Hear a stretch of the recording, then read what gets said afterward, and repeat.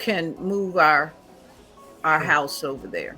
So we'll just pray for it when we get there. I'm praying for a house with a ceiling fan in every room. I know and that might even what I have determined to do is lower my standards for just the rental, and I say, oh, I only go because I'm a real picky person. So I'm like, okay, I'm only going to be here for 6 months or less. And then I don't have to have all the bells and whistles. There's nothing wrong with being picky. Get what you Yeah, want. I am. I am. Find what you want. You have your own home, Mary Kay? Yes. Yes. I'm a renter right now. I live in my bookstore. It's a rented apartment up on the second floor of an old Victorian house, and we're going to see where that goes. I'm going to spend enough. I got it. My lease goes through April, and then we'll figure it out from there. Now, I'm sorry. That's what we wanted to do. And when we went to St. Augustine, we looked at this house. It was an older, house built in the 1890s or whatever. And that's what we thought about. We're going to put the museum and bookstore downstairs and we're going to live upstairs. But it was not in good condition.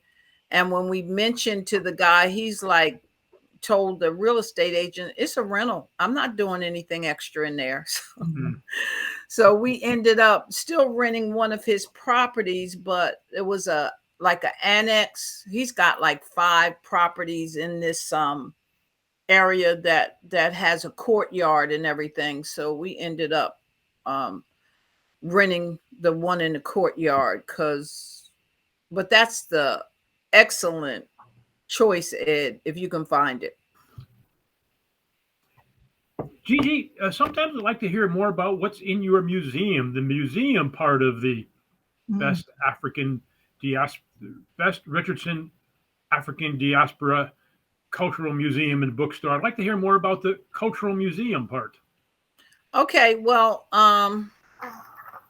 it's called the Museum of African Diaspora Literature because as a bookstore owner and a rare book dealer, we specialize in books that are rare. Like and when you say rare, it could be even the 1970s. Bless you. It could be the 1970s. It could be the 60s. It could be like we have a first edition of Up from Slavery. And we have another first edition and we have like second editions by James Weldon Johnson.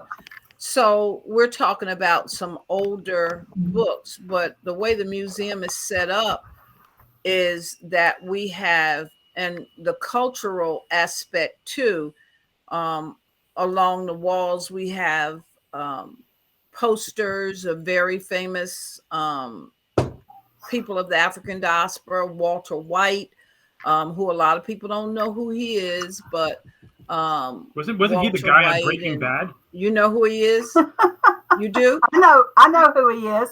Okay. I don't think he was the guy in Breaking Bad. Yeah. But it's so funny because when I talk to people in the museum, a lot of them have never heard of him and don't know about his contribution to lynching and to exposing lynching and working with the NAACP. So just discussing various facets of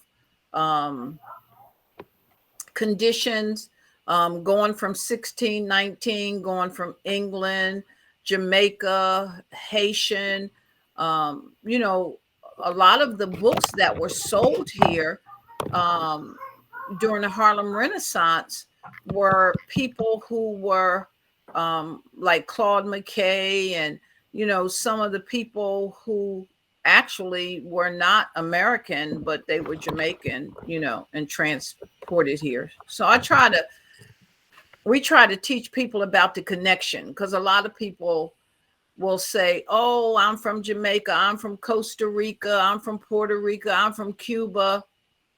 All of them have, the African diaspora has traveled to each of those countries. So It's more about unity and bringing people together. You know, I try to do the same thing with my bookstore a little bit. You can probably see over my shoulder, there's some signed photographs up there on the wall. John Wayne, Betty Davis, Audrey Hepburn. And over in other parts of the room, there's Dwight Eisenhower over there, Richard Nixon, and other things in my inventory I put out for people to touch and fondle, because I think that's what makes it fun going in the bookstore. It is. Yeah, because people come in and they, a lot of times, they don't know what they want, but they see things in the museum that they want to buy. But a lot of times we tell them they're out of print. But we do carry things in the museum that people could come out to the bookstore and buy also. Mm-hmm. So we try to do that. Just celebrating literature, you know, celebrating the awesomeness of writers. Amen. That's one of the things we try to do, uplift them. Lee, did I see some Munchkins running around behind you? Yes, you did. Oh, there's one now. Speaking of, yes, they are. They start school, since we're taping on Monday, as everybody knows. They start school Wednesday, but they go to meet their teachers this afternoon. And James, quit bouncing. Would you like to tell us about your teacher? Well, it's all yours. What's her name, James? Start off with her name. Oh, look, it's boy. His name. What's your teacher's name? Mr. Stewart. Mr. Stewart. And we hear really good things about Mr. Stewart, don't we? He's going to be in the first grade. We have another one in the door back there. Yeah, we see her. Yeah. And they get to go meet their teachers today. You know, times sure have changed. I remember my first male teacher wasn't until 6th grade. And that was such a big deal. And he was the only male teacher in the whole elementary school. And when it was announced that I'd be in his class, I just thought that was the coolest thing.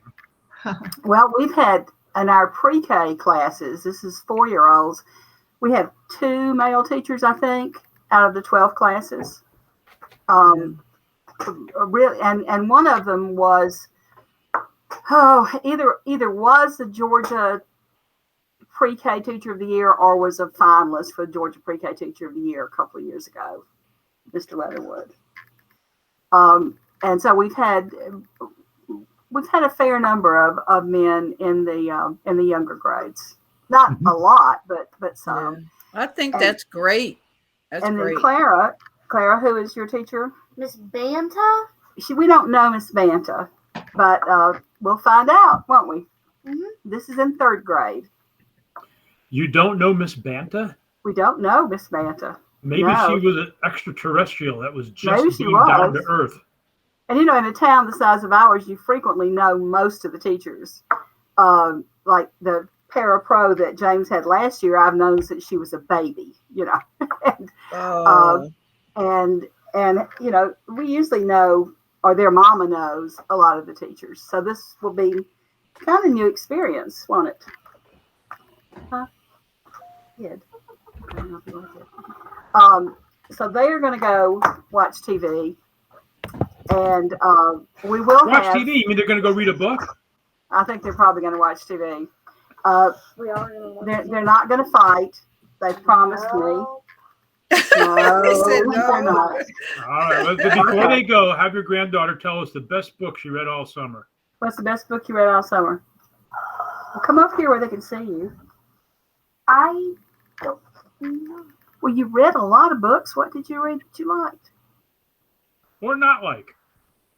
I know you read all summer. What did you not like or like? We're having a shy attack. Have you done the Lemony Snicket book yet? Have you read Lemony Snicket books? Lemony what? Snicket. Nope. You have not. Oh, Granny, What? remember that new book that you gave me and Clara? That children's book? Oh, the one that I brought from Arkansas. Yeah, that's my favorite book. You like that book? You like that book? Well, I don't have the. I wouldn't mind. But y'all took it home. Is it here or did y'all take it home? We took it home. Took it home. Yeah. I brought a book home for my friends in Arkansas that we all liked a lot. That was published in Japan, and it was in Japanese and in English, and it was about children whose kind of a friendship force took over the world. And we were really impressed with it. And I can't remember the name of it, but we liked it a lot. Both of us did. All of us did. Well, this is a great segue. Good morning, everybody. Oh, she liked to. She has a book for you. Dogman. Dogman. Dogman. Dogman is a graphic novel. Yes. Graphic novel. Oh, right. I've heard of that. Very popular. Huh? And you know, there's a whole new generation of readers that are growing up with comic books and graphic novels and things that are much more visual. And I think it's time to go. They call them graphic novels now. Graphic novels. Bye. And I read a lot of comics, and I remember someone saying, you know, like a lot of parents try to discourage children from reading comics, but they said just to read. And so now they're doing the opposite. I hear of people who are making their children's books into graphic novels. In fact, they said there's one that just came out by John. I think he worked on it before he died. Oh, why can't I think of his last name? The one that was in the march on the Pettus Bridge, but he just came. John Lewis. Yes. So they said he has one that's coming out to publication right now, but he wrote it, and they wrote it as a graphic novel to get more children interested in it. A lot of children's books are being recycled too. My granddaughter is reading the Goosebumps series, and I wish now that I had saved my daughter's collection of Goosebump books. Yes. Ooh, give me the willies. Well, I have a shelf of Berenstain Bears books that my boys read and that we drag out every once in a while, and they still, you know, the little kids still like them.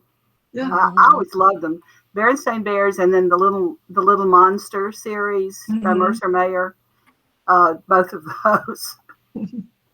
Well, that's a great segue, folks, into opening up our show. Hello, everybody. Welcome to the Rare Book Cafe, the book lovers' rendezvous, where the topics are priceless and the conversation is free.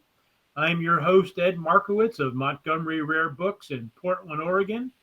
The Rare Book Cafe is the only weekly video program on the internet devoted entirely to rare and collectible books and the people who love them, and that's you.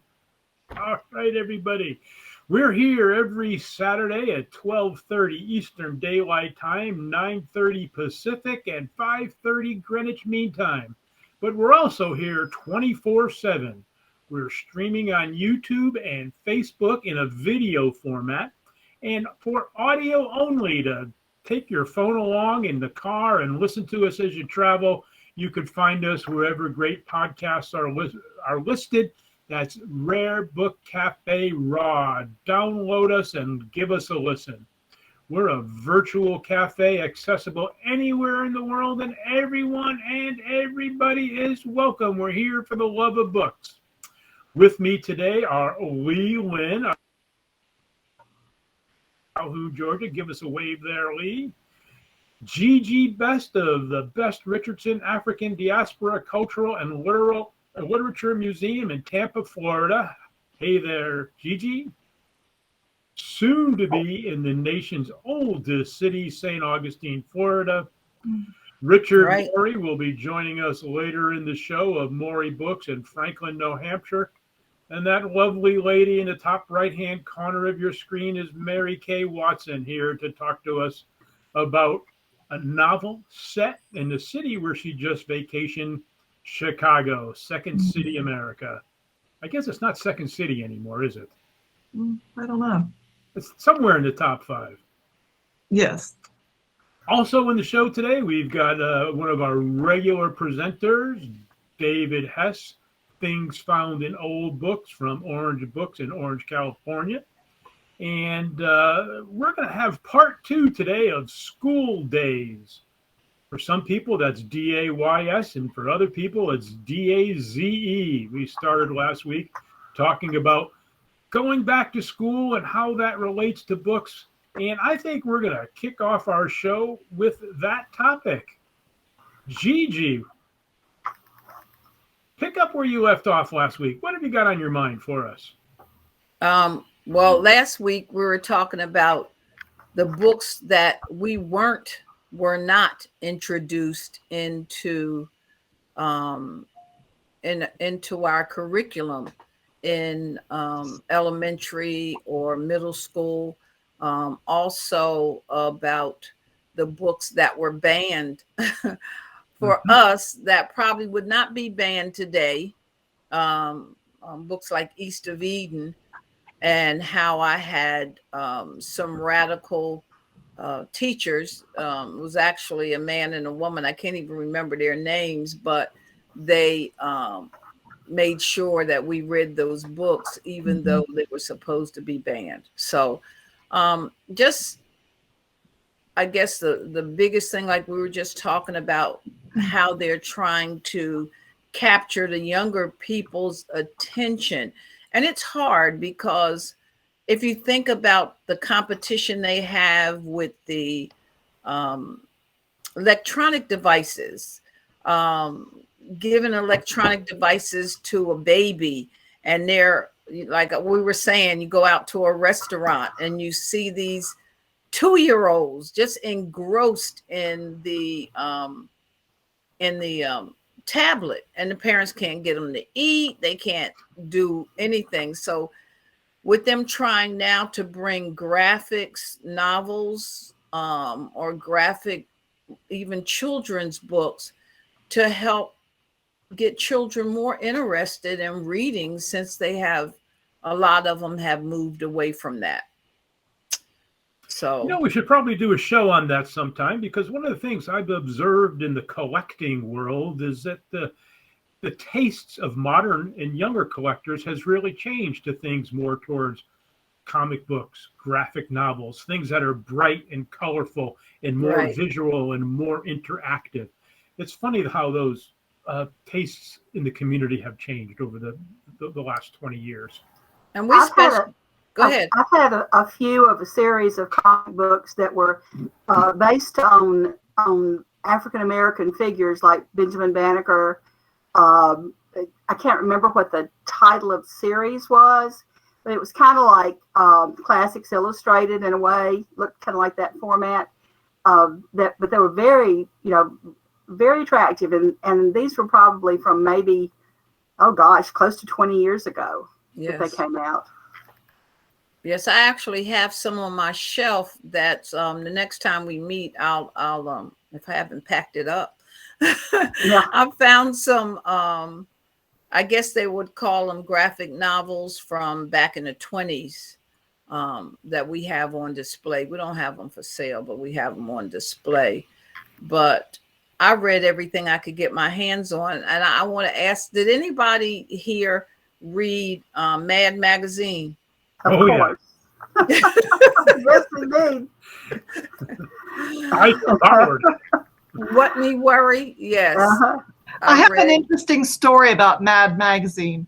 My youngest daughter, who is just a brainiac, she has her master's and she made the dean's list the whole time she was in college, and she was homeschooled, but she was just kind of corny, but she subscribed to Mad Magazine, and one day the Mad Magazine, she thought it should have been there and it wasn't there, and she said, "Mom, do you think," our mail lady's name is Nan, "do you think Nan is parked along the road reading my Mad Magazine?" I said, "Well, she's a real hipster doodle. She might be." And it's out of print now. Is it out of print? It is. It no longer published. Wow. Yeah, a long time. Well, I mean, if you can get your children to read the label on a ketchup bottle, you're doing a good job, whatever it takes. Lee, before the show started, we were talking about your grandson having a male teacher. Mhm. And that's one thing that has changed over the years, the concentration of, or the spread of gender normality in elementary school teachers. But another thing that's changed over the years is there was a time when teachers all used to live in the same house together. Well, that was true here in Calhoun. And my information comes from Mignon Ballard, who was with us on Rare Book Cafe to talk about her book about the Cherokees back in May. And there was a boarding house here in Calhoun. It was run by Vera and Claude Irwin, though Mignon said that Claude pretty much sat on the front porch and rocked, and Vera did all the work. And they probably had 6 or 8 teachers. They had, maybe 5 bedrooms. The teachers shared rooms. The boarding house has been torn down, so I couldn't get a picture of it. And I looked and looked and looked, trying to find one in publications here and old postcards, and could not find one. But I remember the house. It was next door to a funeral home, and after the Irwins sold it, eventually the man who bought the funeral home moved into that house and lived in it until he sold both buildings. The funeral home was an old house as well, how old funeral homes look. It was about a block and a half from the schools. There was no cafeteria, and Miss Vera served 3 meals a day. She did all her own cooking, and Mignon said that the reports were that she was a wonderful cook. And so I suspect that rooms in her home were very sought after. I wish I knew more about her, but this was a fairly common practice, I think, in many small towns, that there were boarding houses of some nature that teachers lived in. There weren't apartment complexes in the 40s, in the 30s and 40s, in Calhoun anyway. And, if people were coming in from other, we've always gotten a lot of teachers who went to Jacksonville State over in Alabama, or Shorter or Berry in Rome. And so they're away from home. They're not that far away from home, but they're away from home, away from their families, and needed places to live. And Miss Vera was, providing a very valuable service here. It seems, you read, and some of it I think is joking, but you read about these rules for teachers, and Shorter University in Rome, which is a Baptist school, several years ago came up with a pledge that all of the students and faculty had to sign that included such things as no drinking, curfews, stuff like that. And we're talking about in the last 10 years, which is really hard to believe in a liberal arts school. And they lost a lot of that. They lost students, they lost some faculty, but evidently decided that staying true to their beliefs was better. I don't know. My husband used to teach in night courses for Shorter in their business department. These were business people who were, adults who were coming back to school. He taught English, but he used to teach in that. But he was no longer teaching by the time they came out with that pledge, because he probably would not have signed it. Gigi, tell us something. Yes. Schools in America were never really desegregated until even the late 1960s. So that means after the Civil War, we had another 100 years of segregated schooling. Where did the teachers come from for those Black-only schools? Do you happen to know? A lot of times, I think when people talk to me or talk to anybody of color, they assume they had the same experience. I was raised in New Jersey, so I never went to a segregated school. The schools I went to, and I think I mentioned it before, there were Puerto Rican, the Cuban. No, we didn't have Cuban because we were up north. but Puerto Rican. We had a lot of Jewish children. We had people of African descent, but we were a rainbow.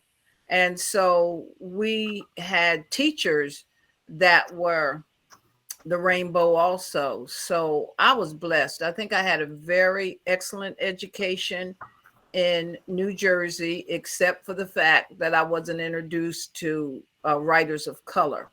But when I talked to my husband, he went to school here in Florida.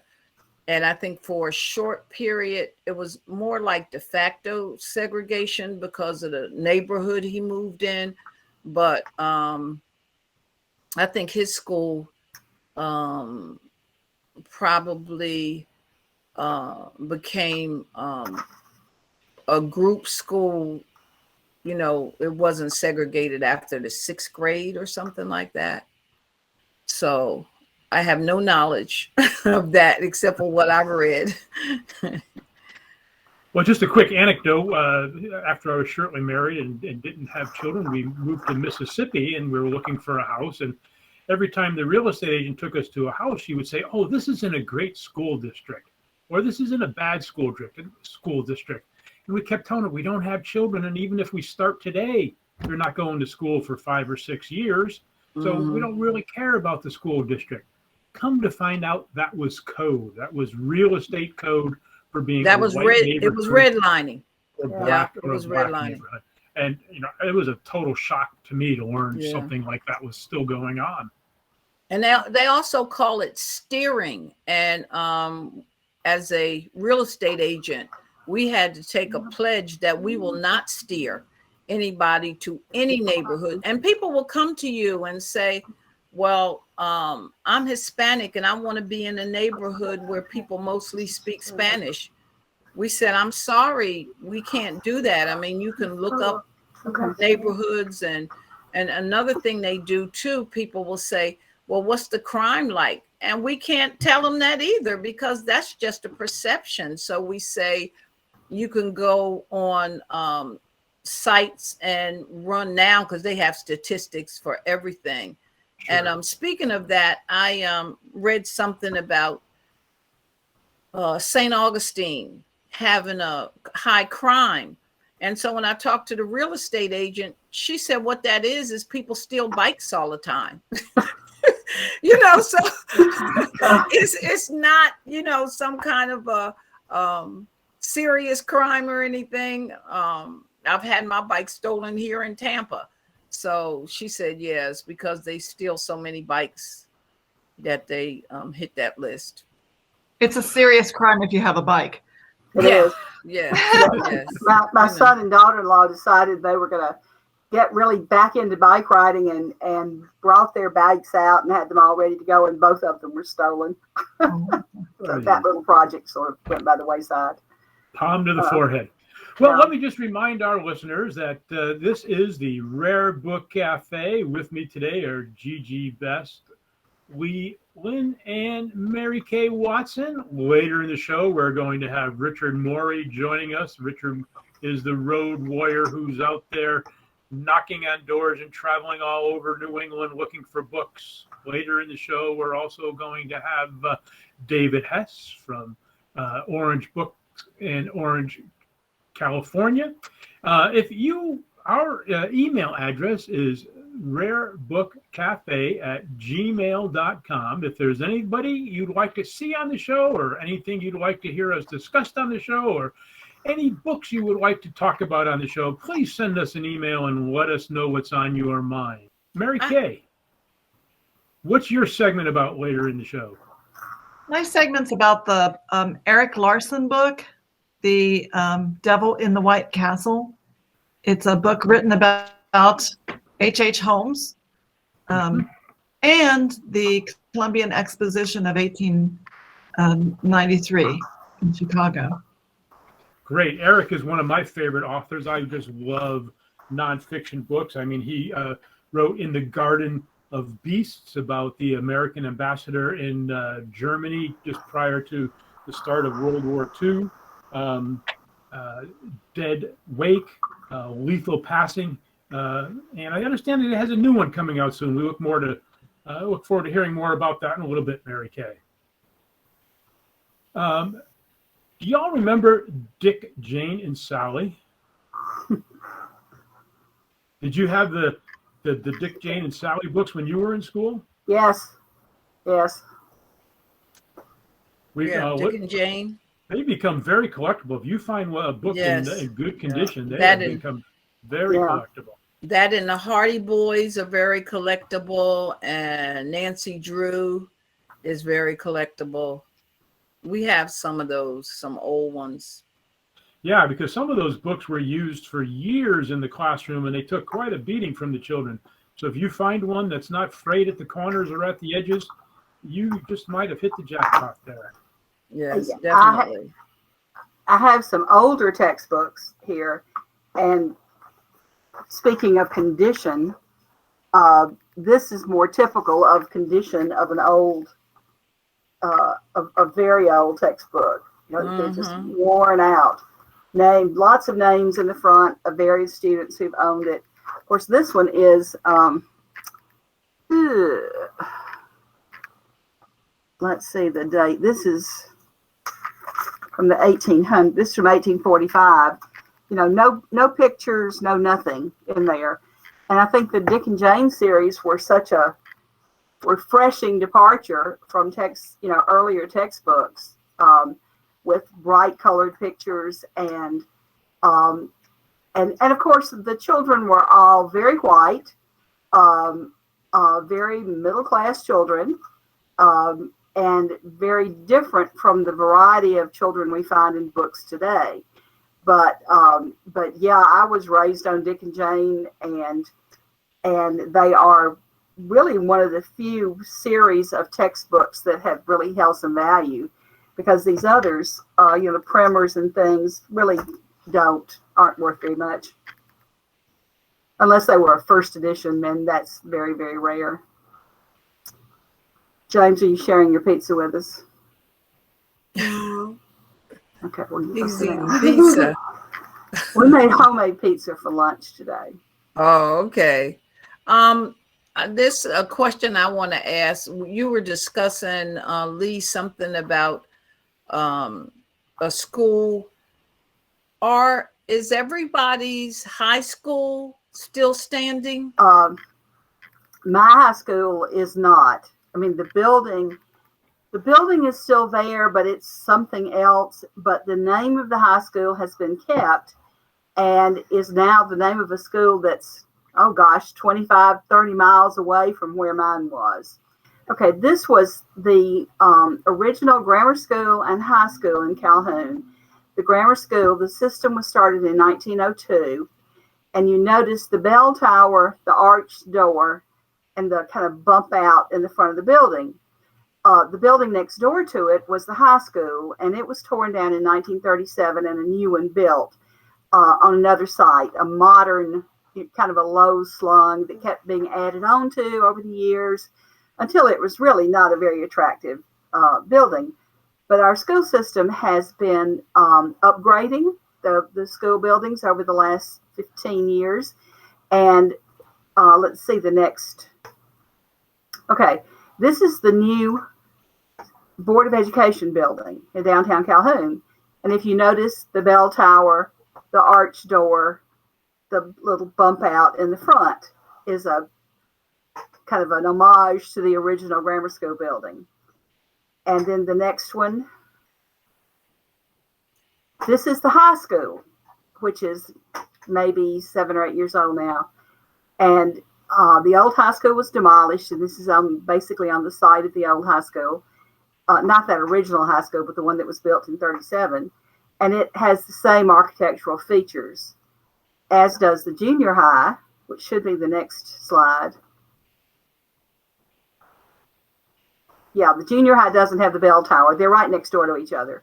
But again, the same architectural design. And even the elementary school, where these kids are going, which should be the next one,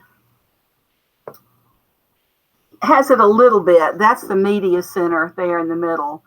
and it does echo the lines of the original building to an extent.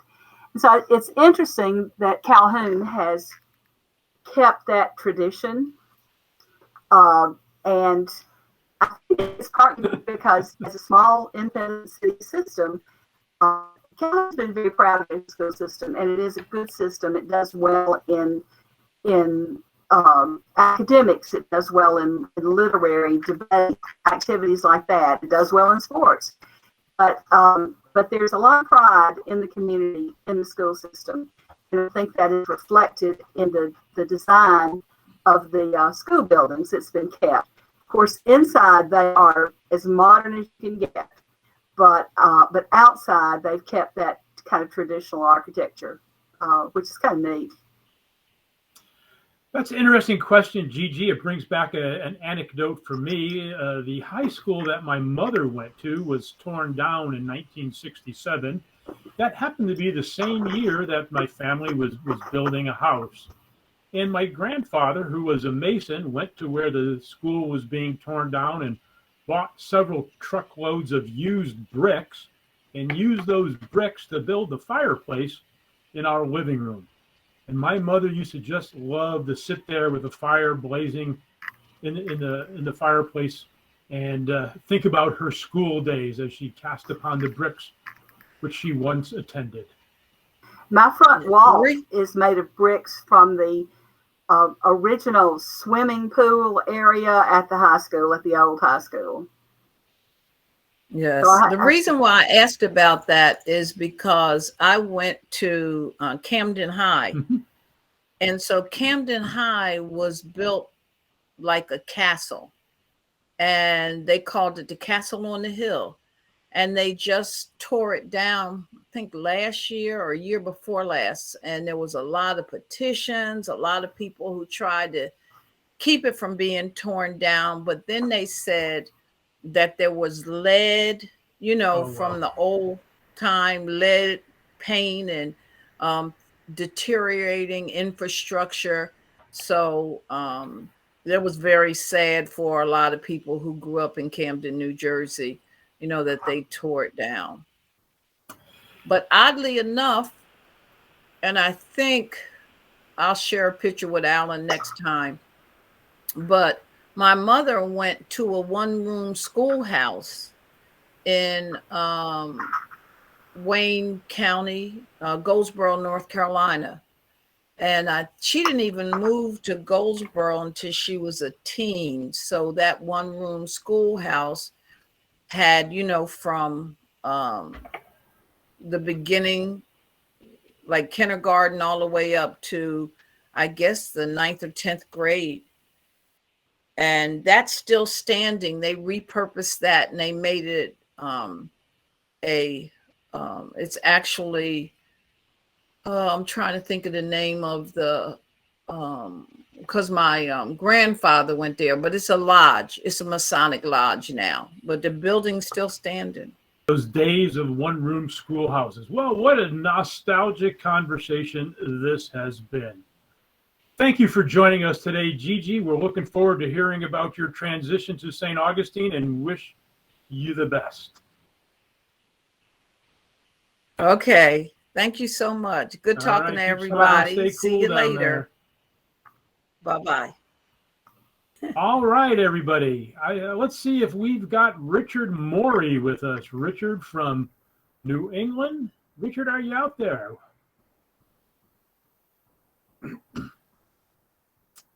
Well, he may not be here yet. So we're going to carry on with one of our most beloved weekly features, Things Found in Old Books by David Hess. This week, David has an intriguing item, a copy of The Snake Pit by Nobel Prize-winning author Sigrid Undset. The novel is set in Norway in medieval times, but the mystery, the book is inscribed Havana, Winter, 1929.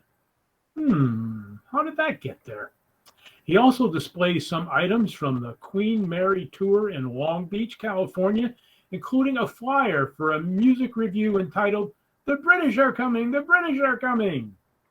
David also has a racing museum ephemera included a photo of a biker dude with a Harley. Well, how appropriate during the week of Sturgis. There's also an ad from a 1980s risque show at Celebrity Theater near Las Vegas. David reports that the theater still exists, but the offerings at the theater are decidedly more respectable. Take it away, David. Hello, this is David from the Bookman in Orange, California, with my weekly segment on things found in old books. So today we're going to start right away with a book called The Snake Pit by Sigrid Undset, a Nobel Prize winning author.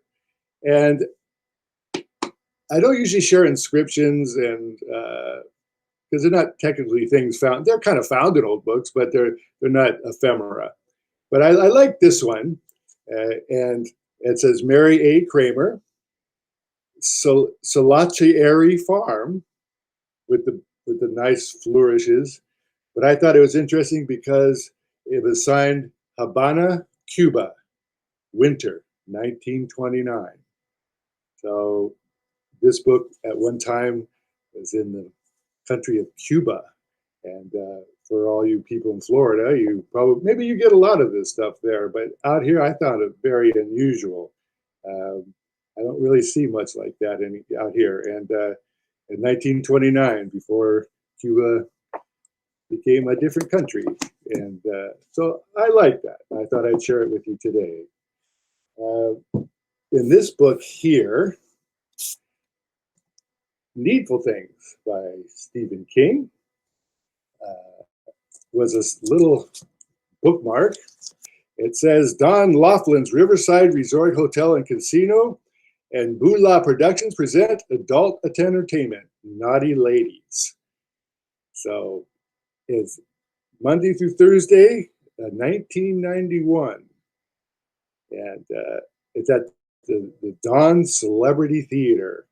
So in 1991, they had this little risque show going on in Laughlin, and someone used it as a bookmark, doing a little research that Celebrity Theater now puts on very legitimate shows with very legitimate authors, and it was in a book called Needful Things. Moving right along, someone turned in this Racing a Museum Collector's Book. So they went to the Racing Museum, and it's full of interesting pictures from the museum.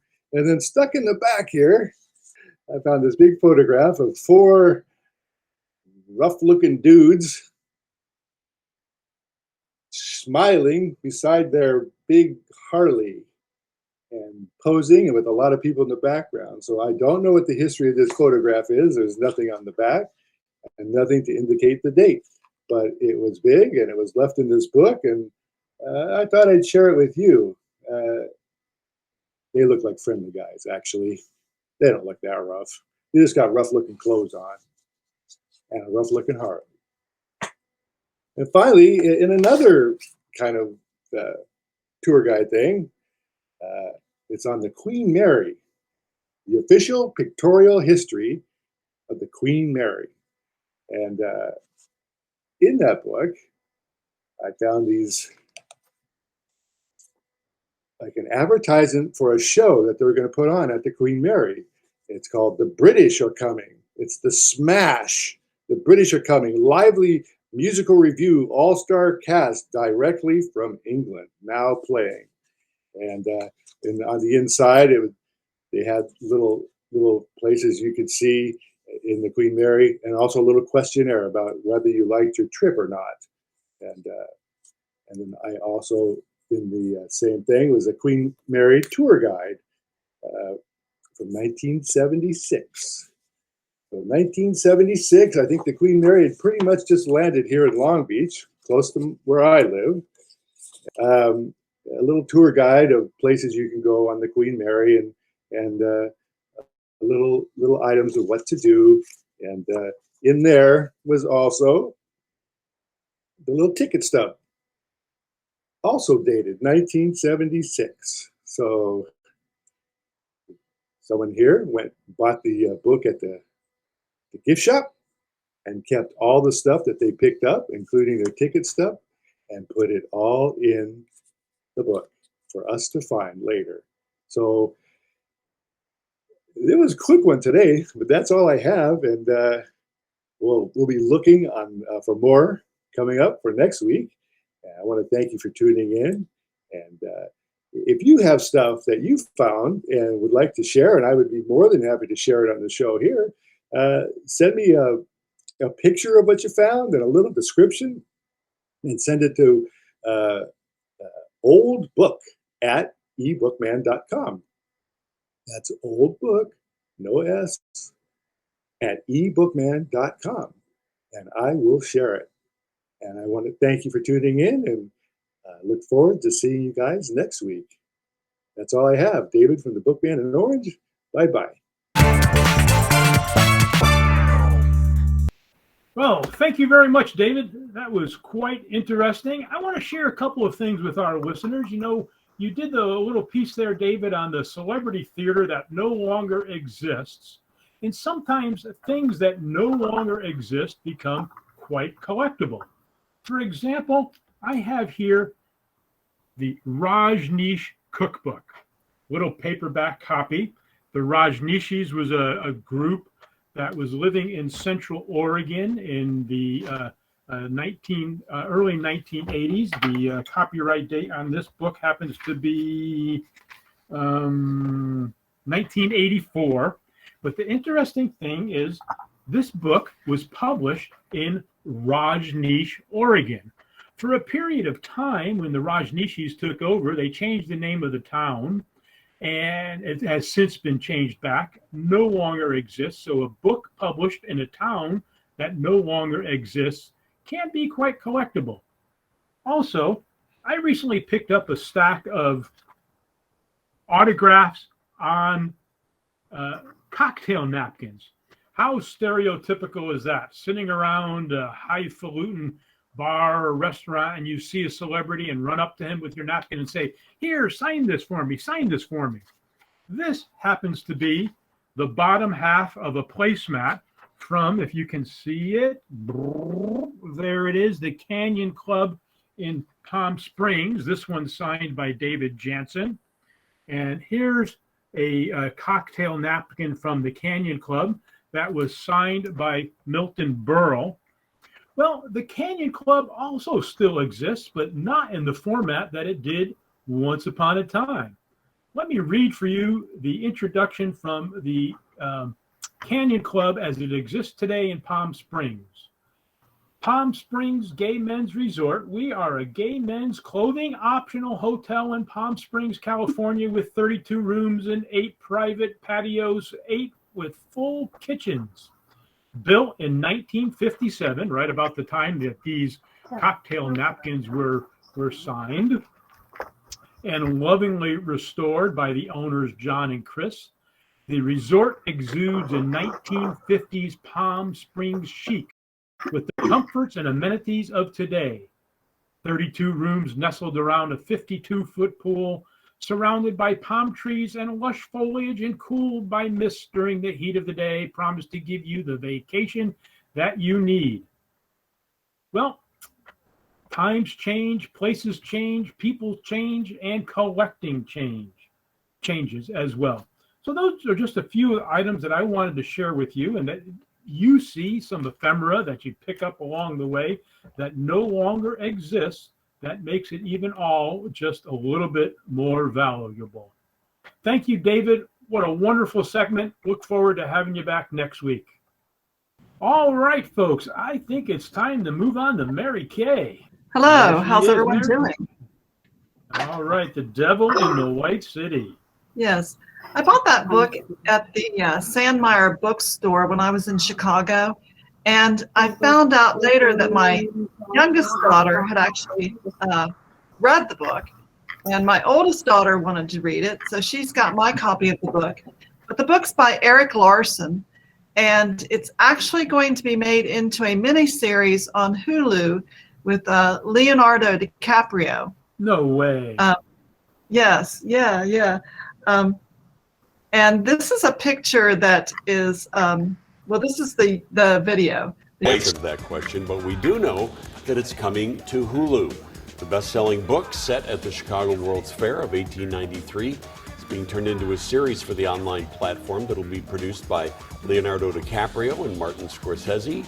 They've been trying to do something with the story for over a decade now. The book was first published in 2004. The book is about H.H. Holmes, who probably everyone has heard his story, watching it on ID or one of those network shows that shows real life murder mysteries. His crimes happened during the same time as the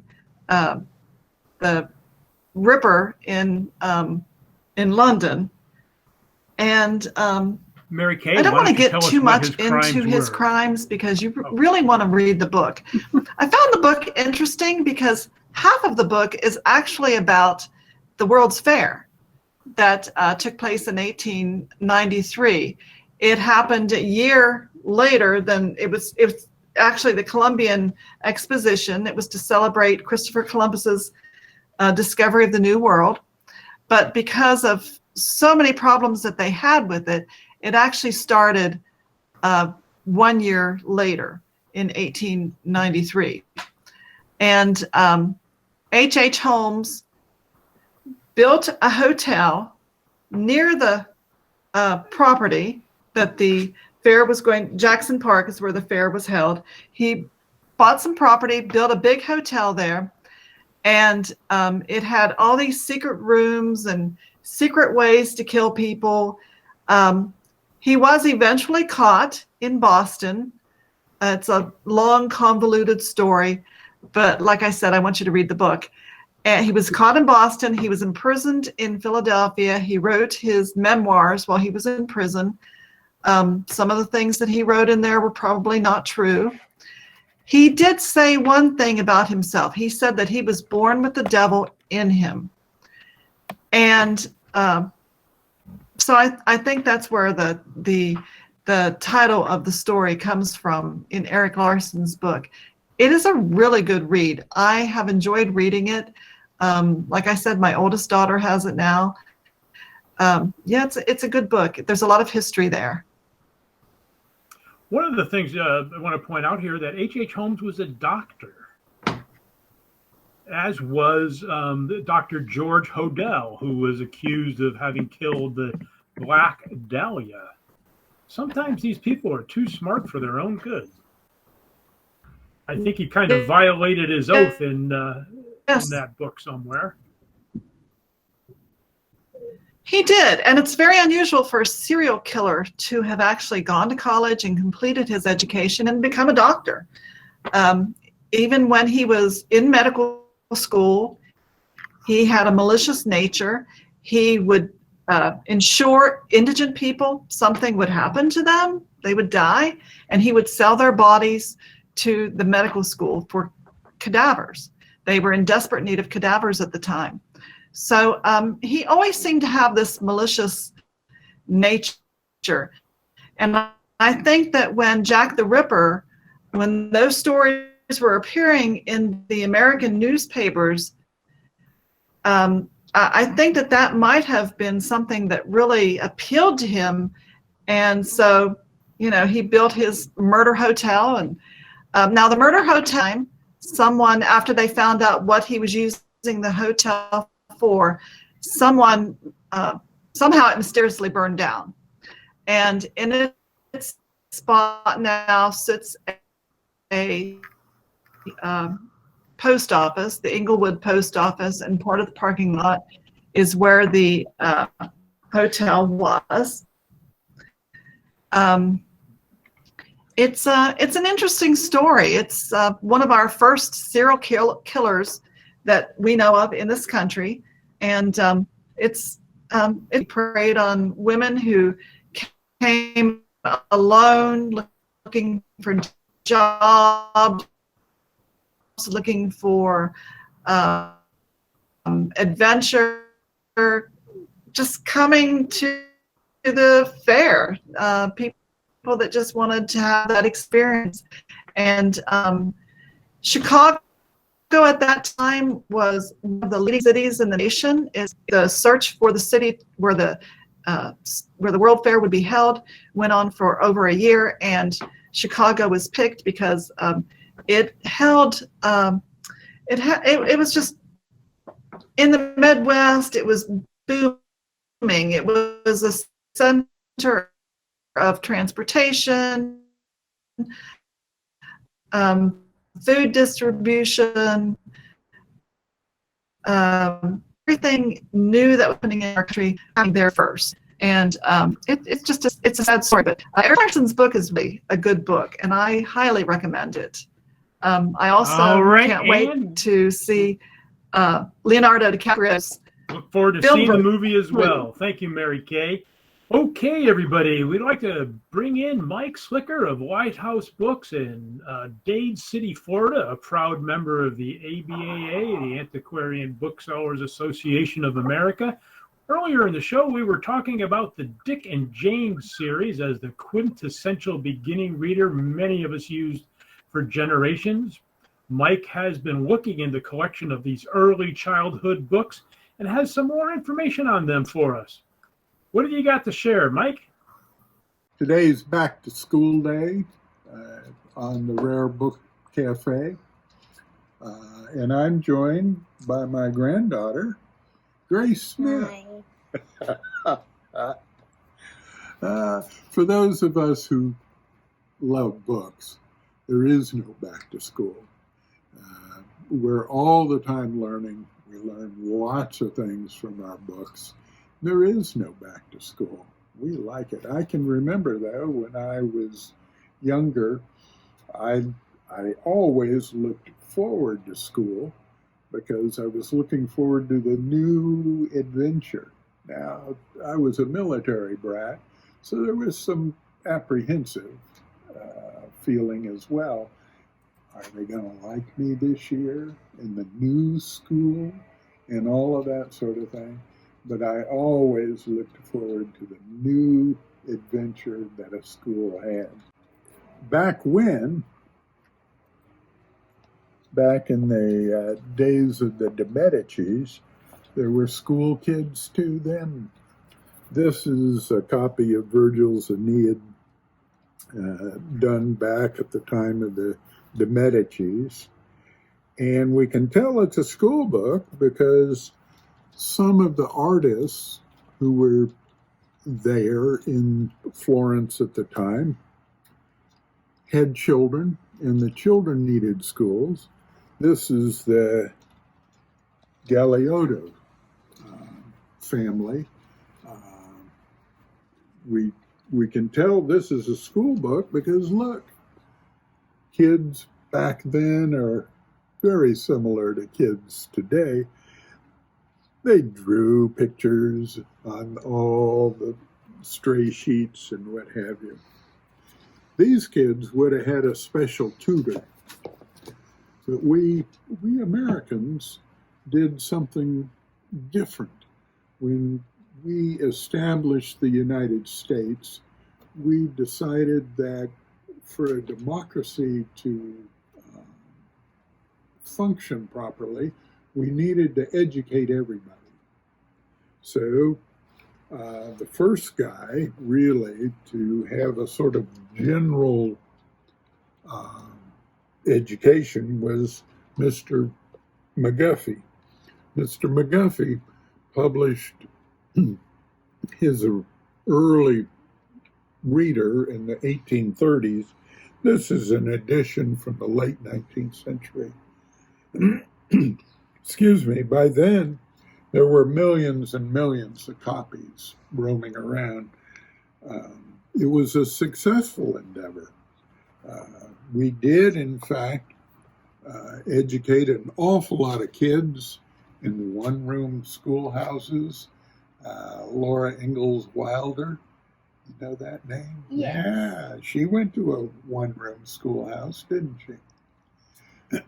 The communities would get together and hire a teacher, build a building, and have students there.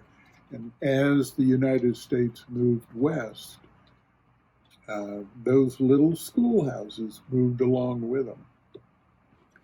And some of the other school books they would have had, well, here's a geography. This is a geography from 1819. And you'd have the text here, and then you'd have an atlas, a book of maps, so that you could learn along the way too. This particular atlas was published in 1821, and look here. Is there much going on over here on the West Coast? No. No, there isn't. And what about this area up here? Who was settling there? Russians. Yeah. Russian The settlement. Russians had those settlements up there. And look here. If we can find it. Here's the United States at that time. Here's all of the country at that time. So where's Florida? Cut off. Yes, that's because it wasn't a part of the United States then. Isn't that amazing? And there isn't any California or anything pretty much west of the Mississippi. We grew slowly over that time. And there were spelling books. Noah Webster was a man who believed that we Americans needed our own language. It wasn't just English, it was American English. And he produced a spelling book. This is called the Blueback Speller, which is the Noah Webster spelling book.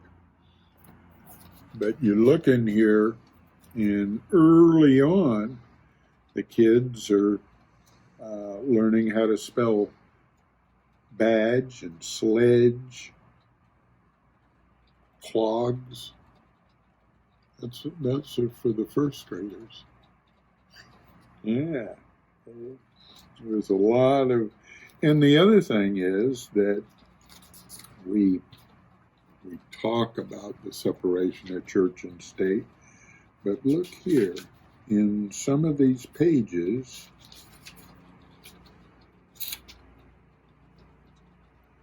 yeah, right up front, part of the lesson says, good men obey the laws of God. I love to survey starry heavens. Careless girls mislay their things. You don't know a thing about that, do you? And they talk about decoys and all of those sorts of things. Look here, to purloin is to steal. Purloin, you don't hear that word much anymore, do you? Yeah. This is a blueback speller. Here's another one. People in the 19th century bought their own school books, and they treasured them. And here's a blueback speller that Sarah Elizabeth Whitmore bought, or her family bought, and she used, and she cared for it. And what did she do? She sewed a cover for it. Yeah. So that she could protect her prized possession.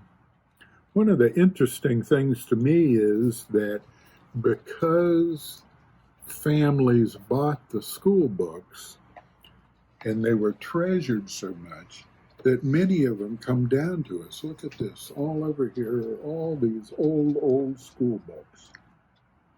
This is huge. Well, this one is representative of after World War II. the states, the individual states like Florida, began to buy the school books. And so we don't see a whole lot of school books from the 1950s and 60s. And even today we don't see a lot. This one happens to be a Dick and Jane book. Yeah, a Dick and Jane book. And this would have been one that the teacher would have had up front so that the whole class could read the words. Can you read it upside down? Look. Yes. Look. Oh. Yes, yes. Oh, look. And Jane. Yeah, and then a new story starts. But one of the interesting things is because the school system bought the books, and then at the end of the time period, they disposed of them. It's really hard to find a Dick and Jane book today, but it's relatively easy to find a blueback speller or a McGuffey's reader. The Dick and Janes, turns out, are more rare than the McGuffeys, the much older McGuffeys, because families bought them and the kids took them home and they cherished them and they never let them go. So they come down to us in pretty large quantities. Do you have a special book that you like? And one of my favorite books is Nancy Drew. Uh-huh. And which one is this? Mystery of Lilac Inn. And, okay, tell me a little bit about it. The fire starts there. There's a fire there.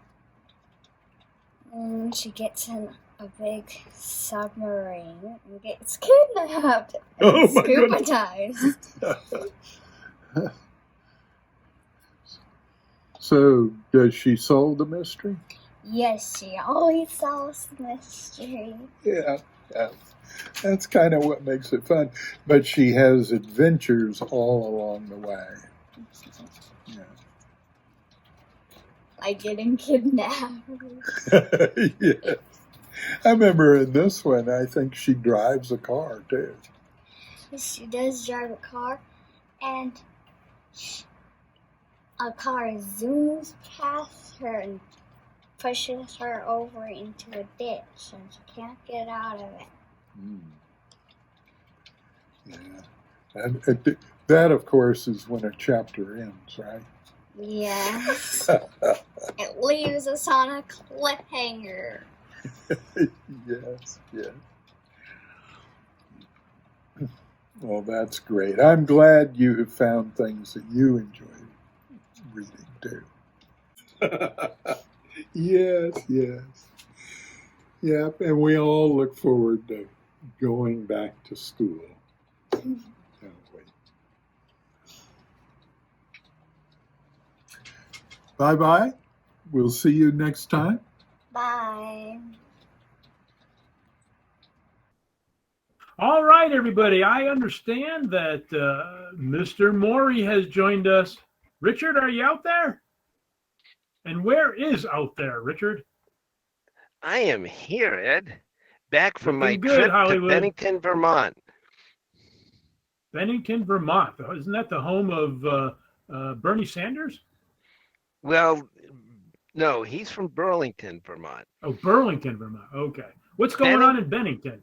Bennington, Vermont is actually most noted for a Revolutionary War battle that, quite truthfully, Molly Stark from New Hampshire and some of her other women companions helped save the day of the Revolutionary War in Bennington. And there's a big monument erected in town. Matter of fact, I think next week they have the Bennington Day. Interesting. Well, you are quite the road warrior there, Richard.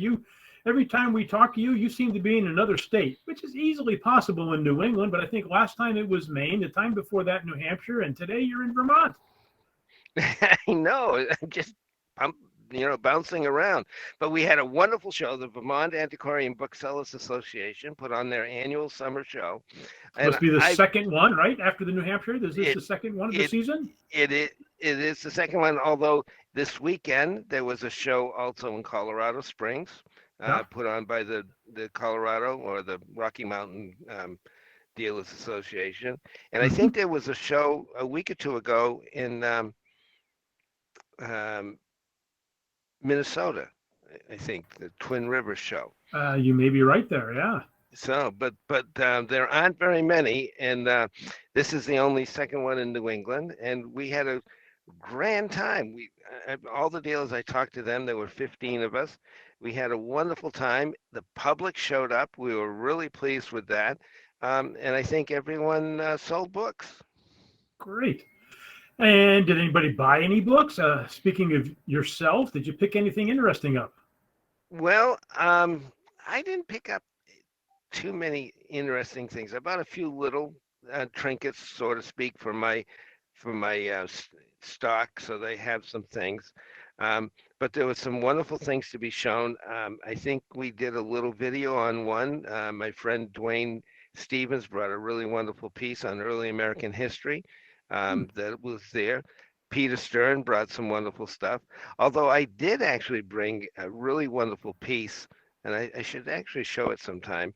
It's Celia Thaxter. If you're familiar with her, she was out on the Isle of Shoals.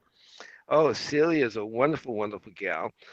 There's a great story about her. I should probably save it for when we do a little piece on her, which would be really fun. But she was actually discovered by John Greenleaf Whittier as a poet, and she was the most published woman author of her day. A little known fact. Yeah. But I'll put together some of the Celia stuff. Matter of fact, I just bought this last week. Her big book is called it's actually a little book, but the one that everybody look for is called Among the Isle of Shoals. And I picked up a signed copy with her photographic image inserted in the book. Ooh. Which is from 1876, I think it is, or 78, something like that. So, Richard, you are such an enthusiastic and knowledgeable bookseller, and you're always on the road in pursuit of the book or the books. How does your pursuit go? Tell us a little bit about your journeys and your process. Well, I probably have to give an homage to my van, which I think Alan has has put into the background of the road warrior image. I really love that picture, by the way, and because it does all the real work. It's a 2005 Mercedes engine. It's a Dodge Sprinter, and I get 22 miles to the gallon. I'm telling you, and it carries, and this is not an exaggeration, it carries 1 ton of books. Good for you. Yeah. Well, and you buy used books. Give us a little hint. Don't give away all your secrets now, but tell us about the negotiating process. When you see a piece that you want, how do you actually go about buying it? Well, it depends, because I buy in so many different areas. I do the flea market route, and there are some very wonderful dealers who sell at flea markets. So I've gotten to know over my 35 years of trespassing around the grounds of flea markets, and I rely on them to bring things into the market. Some of them, and those negotiations are based upon realistic pricing. I assume today that oftentimes when I'm buying books from somebody, they've done their homework, and they know what the market is, but they also know that they want to move it there are lots of people in our business who buy things and want to move them quickly, and they know the way to do that is to put a price on it that's going to work. And I know generally the value of a lot of things, and if I can pay that price, I'll pay it. I mean, one of the things that unfortunately the not the pawn shop, but the other one with the antique, not the antique roadshow. You know who I mean? The two guys that run around the country buying things. Oh yeah. I'm just, it's slipping my old age, but they sometimes, I think, leave a bad taste in people's mouth in terms of what they, their process. But if somebody puts a fair price on something and I know I can pay it and I'm still going to make money, I'll generally pay it. But there are also times when I'm buying something and I know what that market is.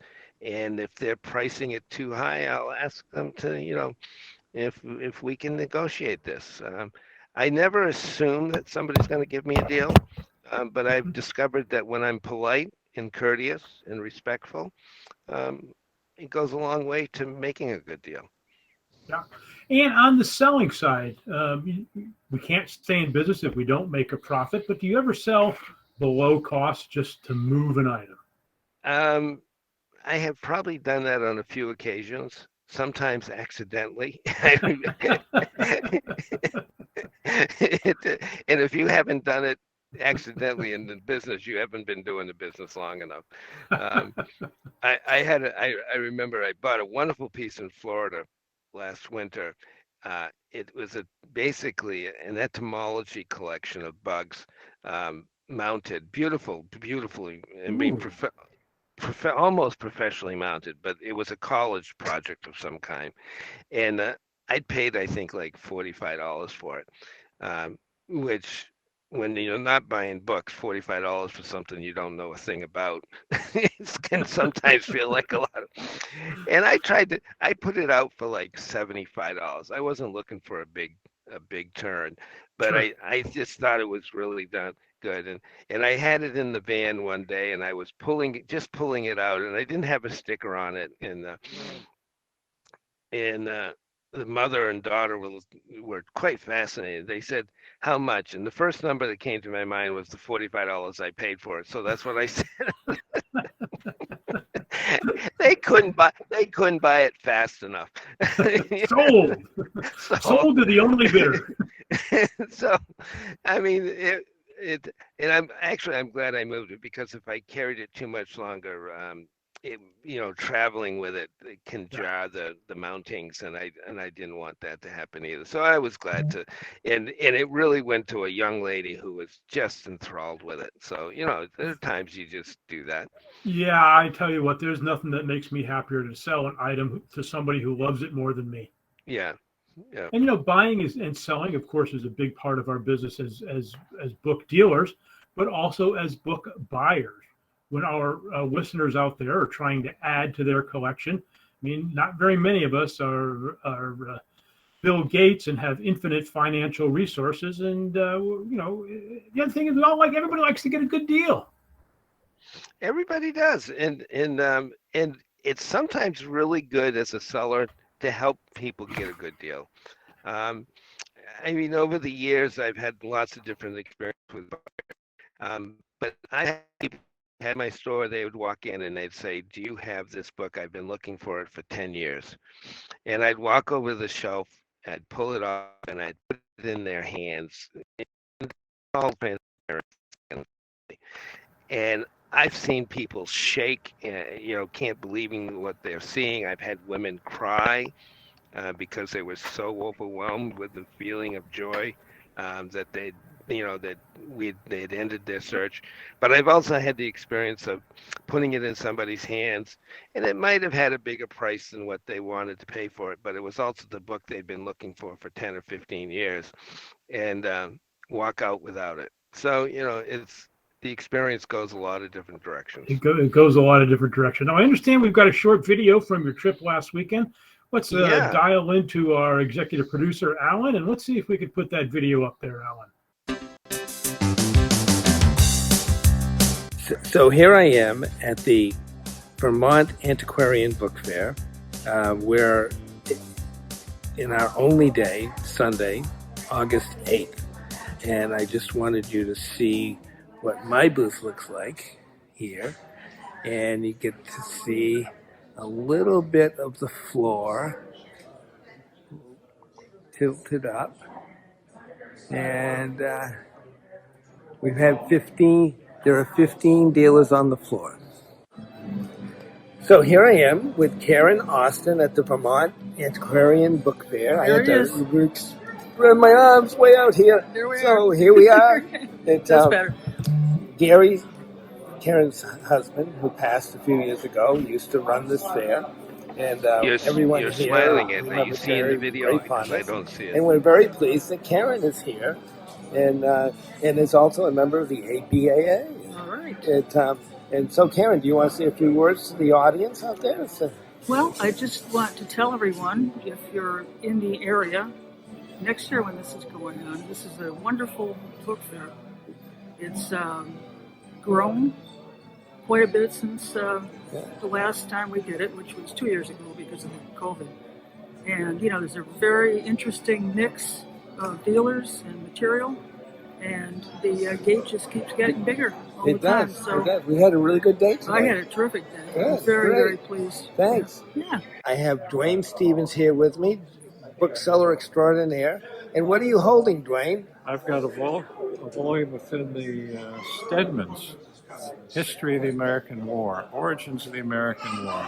And how much are you priced this at? I've got $14.5 on it here today. Okay, a very rare, unusual find Very rare. Here in Bennington, Vermont. And it's got all the maps, and it's got everything. It's got the whole kit and caboodle. Thank you, Dwayne. In John Hess's booth, John, get it closer here. You're walking away from me, John. How's that? There. Okay, so John Hess is the proprietor of this book shop, Catamount Books, and he is also the organizer, to show you his books, the organizer of this event. So John, how successful was it today? It's been very good. Dealers seem happy, the customers seem happy. Everybody seems to be having a pretty good time today. So I'm glad everyone was able to get out and attend. And the attendance was a little up? Attendance was up by at least 20% over what we've done in recent years. Fantastic. Well, thank you. Another example of why you should be in Vermont next August. Thank you, Richard. All right. Very good. Richard Mori from Mori Books in New England. Hope we'll have more of him in future episodes on the road with Richard Mori. And Ed, I got one little piece of trivia for you regarding H.H. Holmes. Fire away. Okay. He was born in Gilmington, New Hampshire. I don't know exactly when he left. I didn't get time to research that. But that happens to be the community that with the famous Grace Metalius wrote about in her Peyton Place. Oh, really? I think there was a doctor somewhere in that novel. Yes, there was. I wonder who that doctor may have been. I don't know, but interesting anyways. Oh, yeah, that was a classic. And it was a great TV. I remember my mom didn't miss an episode. I remember watching it as a young boy coming home from school. A little bit racy for you, wasn't it? It probably was, but my mother wasn't around. That's good. Richard, always a pleasure to have you on the show. Look forward to seeing you in more of your travels in the future. Look forward to it, and thanks, Ed. All right, keep smiling, Richard. All right, everybody, let me bring back my partner. Lee, are you there? I had to go check on the kids. Thank you, Lee, and thanks to Amanda, who sent in the picture of the teens. Do we have those pictures for us? Amanda also related a story from her childhood. She told us that when she was 4 years old, her grandmother took her to the first day of school. The school had started a few days before, and Amanda recalled the trauma she felt when she saw a little girl right about her size, in tears, crying right outside the principal's office. The girl had just been paddled for some infraction, and Amanda says she made sure she did everything she was supposed to. She didn't want to end up in the principal's office for a paddling too. Remember we were talking about that paddling machine last week, Lee? We were. I remember my first day of school. There was no paddling, but rather than giving out a supply list ahead of time, parents were supposed to go to the school supply store to buy crayons and whatever, that day. Sure. And there was a long line, and when my mother got up there to buy my stuff, they were out of Crayola crayons. Oh, yes. And do you know what brand I had? If you'll think back to... I didn't know there was another brand. Yes, indeed. When Mary Kay was talking about Louis Prying and his crayons and his contributions to schools, I think, if I remember correctly, that box of crayons I had the first day of elementary school, the first grade, were Prying crayons. Well, I hope the other kids didn't ostracize you. I don't think they did. I don't think they did. Lee, before we end the show today, you got any news on the book club? Well, our next meeting is the 22nd of this month. We're reading. Remind us again what you're reading. We're reading Pride and Prejudice. Ooh, classic. Yeah. Some of us have never read much Jane Austen, and this was suggested some time back, and so that's what we're going to do. We do try to read some older books, along, and not just new stuff, but we're going to do that. The last couple of weeks, one of our members who's had some back surgery is back home from rehab, and so we've been feeding her. The book club has been doing dinners every other night or so for her, and so we've been busy with that, and we're beginning, not just the book club, but the people in the book club are beginning to get out more and have dinner and things like that.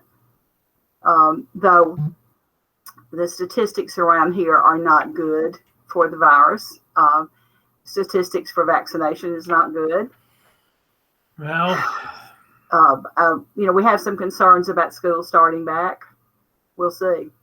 Yeah, it's a tough time. It's a tough time. We'll see. And I'm going to leave my comments alone because we all have our opinions about the vaccine. I just hope more people will get them as quickly as possible. It's just hard to understand why people don't, or why the numbers don't, that get their kids vaccinated for everything else. That's right. And get them back in school. Yes. All right, folks, that's the end of our school episode. Let me remind you that today and tomorrow is the Ephemera Society of America online fair. Just type into your search browser, Ephemera Society of America, and it will pop up. There's going to be over 100 dealers with at least 3,000 items for sale, and some of them are going to be lots of fun and exciting. We'll check in with Barbara Lowe next week to see how the fair went, but don't miss the Ephemera Society of America online book fair this weekend. Don't miss our booths, right? Yeah, I'll be there. I'll be there. All right, we'll see you at the fair, Lee. Okay. Thank you, everybody. That's it for another show of the Rare Book Cafe, the Book Lovers Rendezvous, where the topics are priceless and the conversation is free. Let's roll on out of the show with our credits and our theme song.